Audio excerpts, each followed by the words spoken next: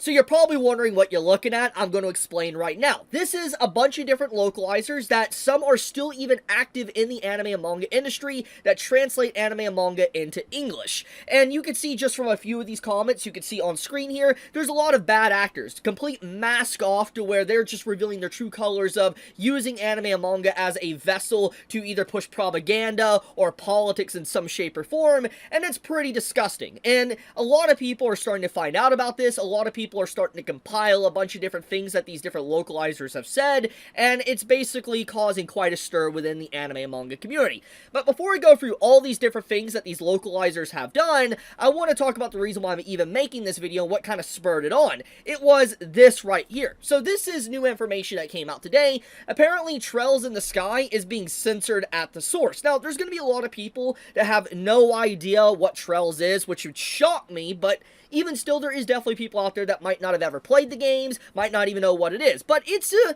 pretty popular series. It legitimately is. It's pretty good. And basically, as we've always seen for translations and localizations and stuff, usually when something is censored, like from coming from Japan into the West, it's censored upon entering into the West. But in this case, we have a game just straight up being censored at the very source with its translations, which is what Pirate Nation here even points out. And you even have the distinct differences between both translations here from the remake to the actual original, which I'm going to read in just a moment. But let's read what he says up here. The Sky remake releases next month with its demo out for a week. GungHo's localization team promised a faithful translation of the Japanese script. While most of the Japanese script stays true to the original, some problematic lines were changed directly in Japanese. These changes are in the prologue covered by the demo. So basically, this is the operative sentence right here. This is what we've only seen from the demo. This is not even content that's within the actual full-length game. Just in the demo alone, there's already people noticing there's just straight up changes in the actual Japanese text instead of actually, let's say if it's translated in English, which is pretty messed up. So this right here is the original, and this right here is the remake, and I'm going to be reading both of these to kind of see the discrepancies and the differences. So let's start off. A child, you say. What a thing to say to a maiden. And then in the remake, you have basically the exact same thing that is said. Going back to the original, what do you mean maiden? You dress without any sex appeal. And then if you go to the remake, pretty much the exact same wording, everything's the same. Then we go into the third line. If it bothers you, then put on a skirt or something and try acting like a girl your age. And then in the remake, this is what it says. If it bothers you, then at least a little bit act like a girl your age and dress the part.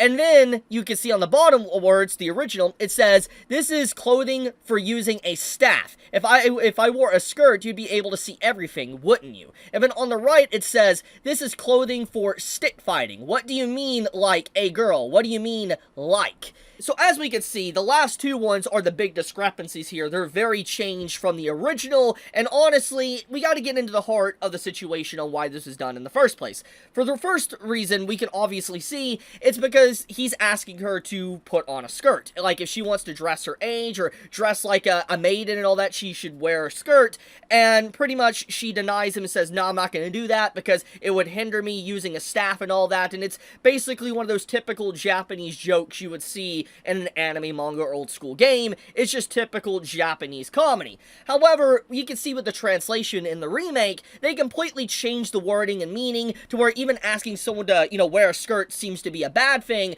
but on top of that, the final wording with her using a staff and all that is completely changed for stick fighting. That's not even the same thing. That's not even the same word. She doesn't even say staff here. She just says stick fighting. And so I think everybody can legitimately see how bad this is. It is not good to see a translation like this change from the source. Because when you're remaking something, the fans of the game, they don't want to see something changed that ruins the original experience. If they're going to ask for anything, fans of the original are going to want just updated graphics. That's it. They want probably maybe updated music performance, like the way the music sounds, maybe bug fixes, updated graphics, maybe sprinkle in some more content, but they're not asking for you to change the wording and messaging of stuff and make it absolutely a dumpster fire. That's not what people are asking for. And so when you look at this, I want to point this out again, this line. These changes are in the prologue covered by the demo. That basically likely means that this is the only stuff that people have gotten to see so far, because it's the demo, and we don't have access to the full game, so there's probably going to be tons of different changes from the original in comparison to the remake.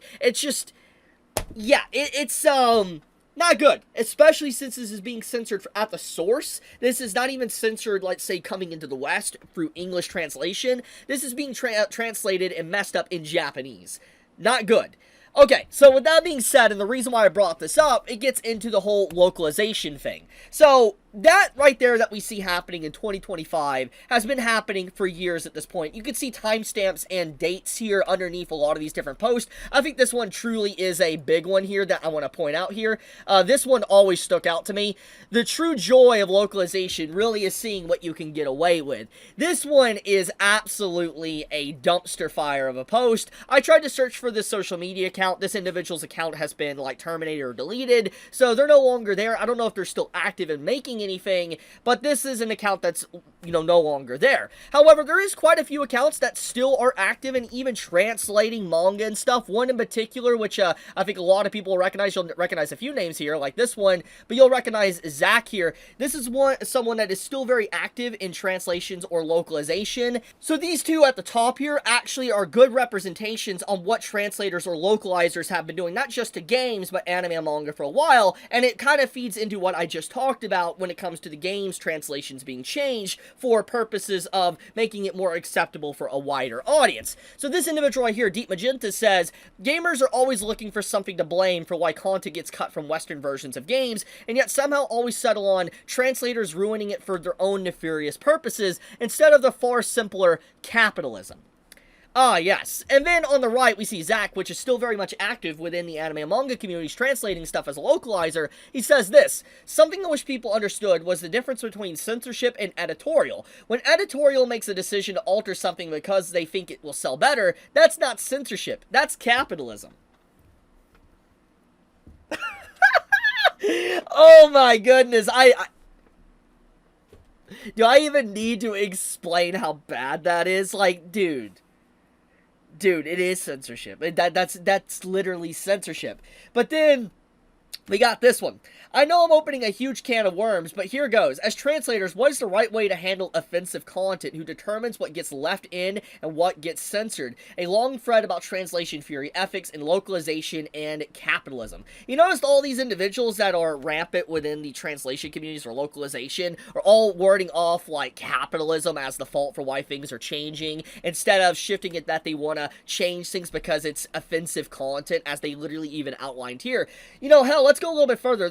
There's actually something that really kind of highlights this even more. We have this one that really just gives me a chuckle. I look forward to the day we can just leave everything in Japanese and still cash a paycheck. Or the one on the bottom right where it says, translators are 100% writers. And then the one above that, which is another big nail on the head that just really just hammers in these different localizers. A huge topic of discussion was, how much do you edit translations for modern sensibilities? Do you edit racism and sexism or leave it as is? But oh, it's not just Zach making this type of stuff. We have people like this. And yes, politically correct is a verb that describes how SJWs improve translations. We have, I always try to slip a few mentions of Gamergate into my translations. Oh, let's keep going up. We have this one. From Zach again. Well, you know, Japan is super racist, sexist, homophobic, fatphobic, and pretty much everything else. They rank 110 out of 144 countries in terms of gender equality. Japan gonna Japan. And then you got this one. I think once I start getting on anime production committees, hopefully sometime soon, I got a couple things in the works. I'll do the medium a lot of good as a whole, wrestle away from sexists like you, and give it the marginalized people who deserve it. You can say that, but you're not the one running two of the biggest English language anime sites, consulting at Crunchyroll, or making sure problematic figures are eliminated from the industry. I don't even like anime that much, and I have more power than you. That really boils my blood. That really actually, that actually pisses me off a bit. The fact that we have someone openly admitting they don't even really like anime, but they're in a position of power to change anime and manga however they see fit, to remove problematic content within stories at a whim, is not acceptable. completely unacceptable. I think I've made my point relatively clear just looking at all this different type of stuff here. Like someone saying, just translated this as incels and couldn't be prouder. We have someone say, eventually you people attached to the localization industry in the West will have to answer why you're deliberately cultivating these echo chambers onto the whole community, doxing anyone with opinions you don't agree with, while adding your own politics onto a narrative in post. And they're like, lol, no we won't. Basically implying they'll never get in trouble for messing up translations or doing improper translations because they hold all the power and strength, and this is what they've been basically doing within the anime manga community for years, getting away with it, because not a lot of people are aware of it. But now, a lot of people are becoming aware of it, and I'm shedding a spotlight on this to make sure people are aware of it as well. Because these are the people that are ruining some of our favorite media, our favorite forms of media, our favorite series, to fit a political agenda. It's disgusting. It's absolutely disgusting. And that is why I'm making this video, to call this stuff out.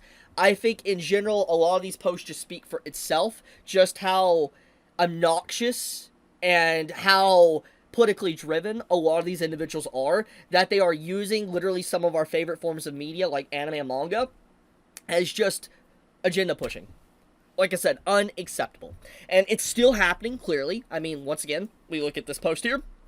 It's still happening, and now it's even happening at the source. We have people that have been in position of power that's been changing things in the West, now moving into and creeping upon stuff within Japan, which is why I think there's been such an outspoken, vocal nature to this subject as of late from a lot of different offers, like Black Lagoon's offer, because, you know, people are trying to censor Japan. They're trying to censor translations or remove problematic content, and Japan just does not like that. But I'll leave it at that. I just wanted to bring this up to make sure people are aware and expose these localizers for what they've been doing for all these years. Were you aware of what they said? Were you not? Be honest in the comments below. And I want to remind everybody what I showed in the localization. There is a lot of them that are still very much active to this day, and then there's some that aren't. But obviously there is a group that is all connected, saying the exact same thing, that's associated with these companies like Crunchyroll and stuff, that's doing stuff like that behind the scenes, and they're laughing and sneering at everyone that just wants anime to be translated properly from its original translation, but obviously they didn't want to do that. I'll leave it there, though. Thank you so much for watching. You all have a fantastic day or night wherever you live. If you enjoy my content, please subscribe, leave a like on the video, and leave a comment. Help us with the algorithm. Chibi out.